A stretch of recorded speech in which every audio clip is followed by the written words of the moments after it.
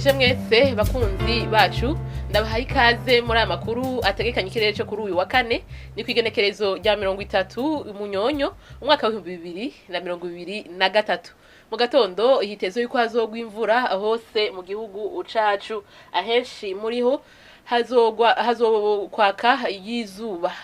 azoba hari ibipimo by'ubushuhe biri hasi gusumba ibindi imbere y'umuhingamo bizoyiga kuri dogere Celsius 14 bikazorangwa mu ntara ya Kayanza Imwaro hamwe no mu Ruyigi